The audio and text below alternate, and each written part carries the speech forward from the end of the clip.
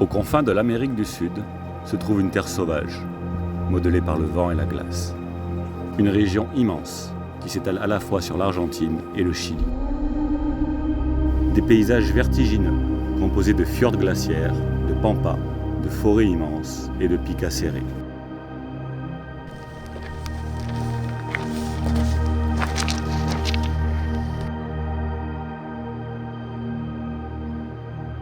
Cette terre, c'est la Patagonie. Un nom qui, à peine prononcé, m'évoque déjà l'aventure. Je me suis renseigné, je me suis préparé, et finalement j'ai décidé d'y aller.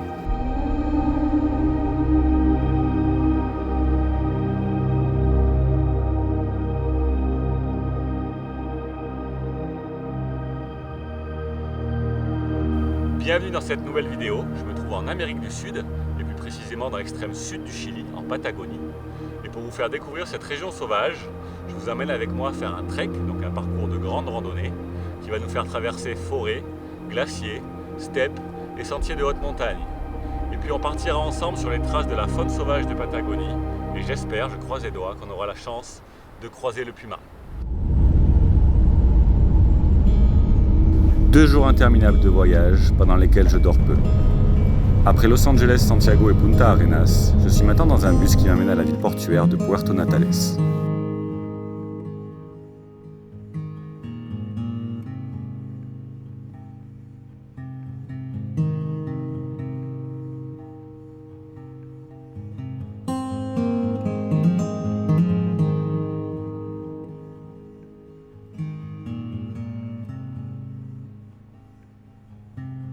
De Puerto Natales, je vais partir en voiture dans le parc de Torres del Paine, une destination mondialement réputée pour sa faune et ses paysages. Et pour les découvrir, rien de mieux que la marche.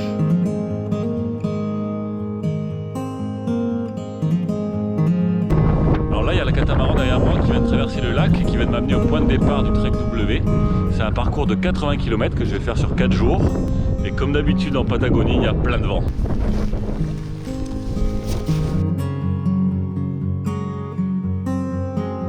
La première journée me fait parcourir des forêts calcinées, suite d'un incendie gigantesque qui a ravagé le parc il y a 10 ans.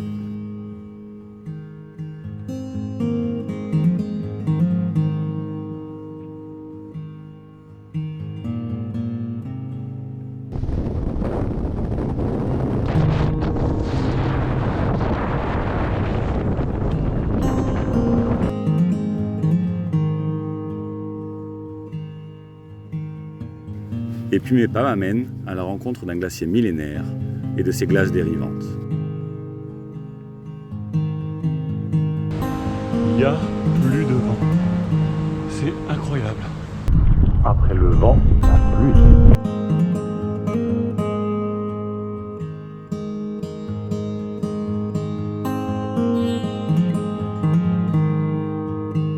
Alors j'étais un peu en avance sur mon programme. Donc j'ai décidé de prolonger un peu d'une dizaine de kilomètres et ça vaut vraiment le coup, regardez le paysage derrière moi. Ah oui, et après la pluie et le vent, maintenant une neige.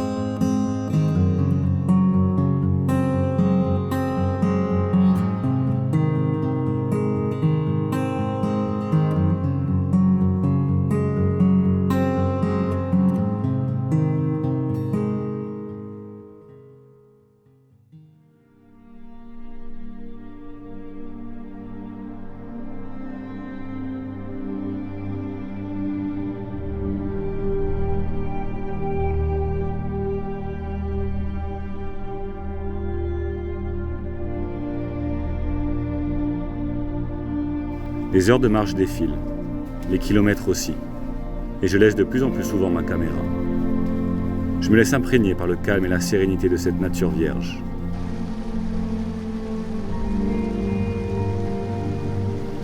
Ici, il est possible de boire directement au ruisseau l'eau cristalline qui arrive des glaciers.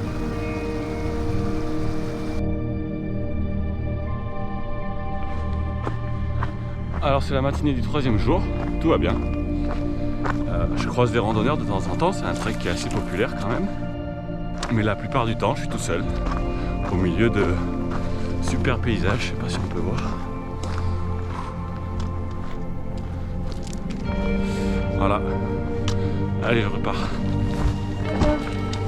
Gracias. Voilà.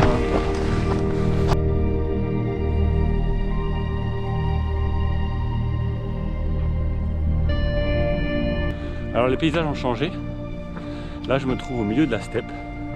Et la steppe c'est un habitat de choix pour un gros minou, c'est le cougar ou le puma. Donc je vais faire une pause dans le récit de mon trek. Parce qu'en fait j'ai eu la chance de partir pendant 2 jours avec un photographe animalier sur les traces du puma. Et je vous raconte donc ça en images. Et puis je vous reprends après pour continuer le trek ensemble. C'est parti!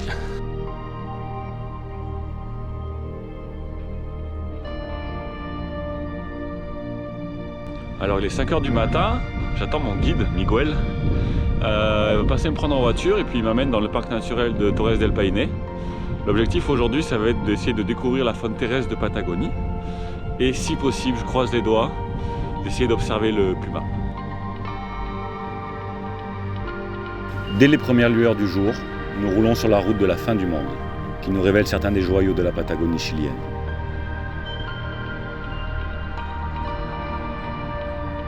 Comme tout félin, les pumas sont plus actifs pendant la nuit, à l'aube et au crépuscule.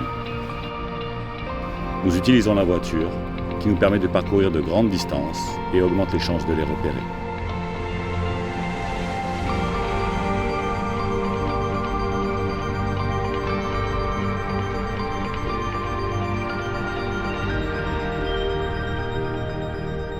Ici, nous observons des nandous, une espèce d'oiseau coureur et une proie potentielle pour le puma.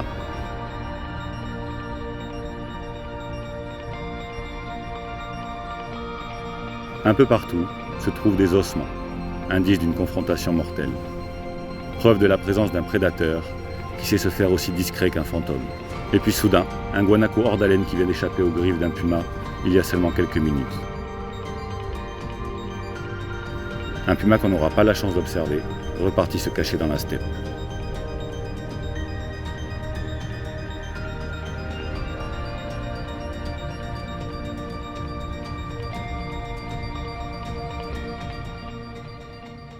Alors on est en pause déjeuner, le vent il est super violent, je sais pas si on m'entend bien. La leçon de cette première matinée, c'était que pour trouver les pumas, il faut d'abord trouver les guanacos. Les guanacos c'est une espèce de lama sauvage et c'est les proies favorites des pumas.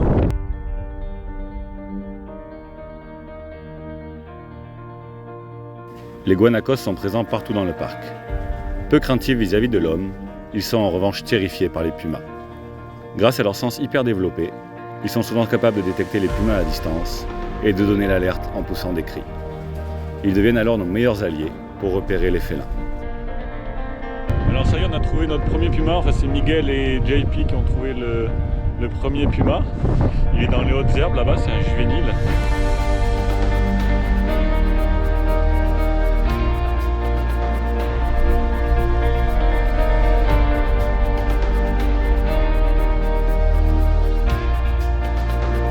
Après la voiture, nous recherchons le puma à pied, en parcourant la steppe.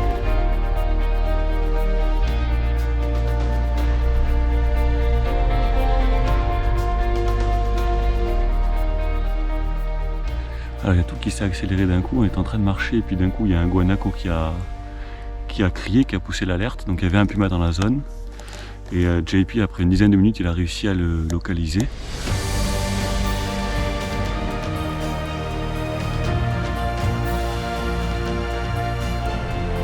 C'est un puma qui se repose sous un buisson, un gros buisson. On est à peu près à 100-150 mètres de lui là.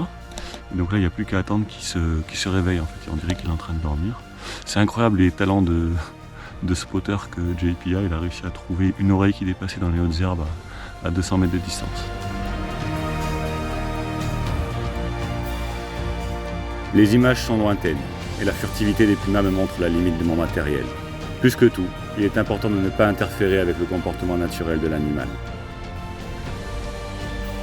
Ça fait 2 heures qu'on attend et le puma il vient de sortir de sa brousse. Il a marché un peu, il s'est carrément posé au soleil, il prend un bain de soleil là.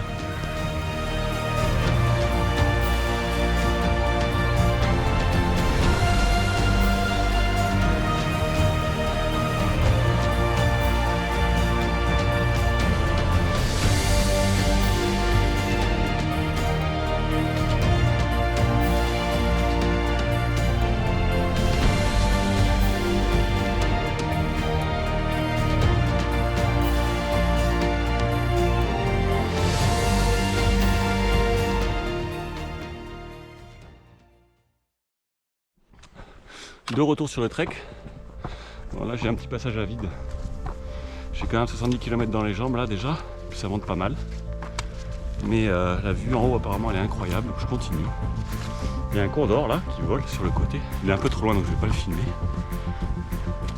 Mais dans exactement 24 heures, je serai de retour à Puerto Natales pour avoir un vrai repas et dormir dans un vrai lit.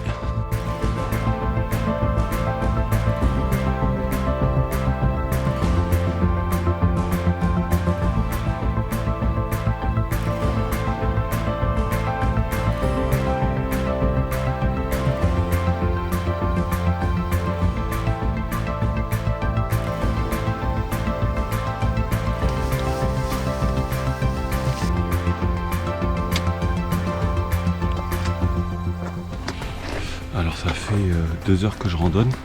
L'idée c'est d'arriver aux 3 tours avant le lever de soleil. Les 3 tours c'est ça, ma dernière vraie étape et peut-être le plus beau panorama de mon trek. Et alors que le soleil se lève et que je savoure le parcours effectué, j'aperçois les condors. D'abord un, puis plus d'une dizaine qui viennent me survoler avec leurs 3 mètres d'envergure.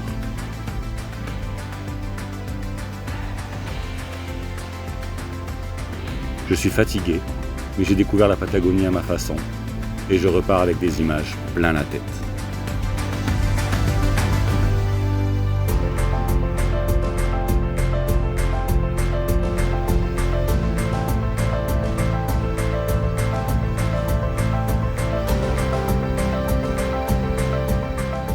Vous voyez les cabanes derrière moi, c'est la fin.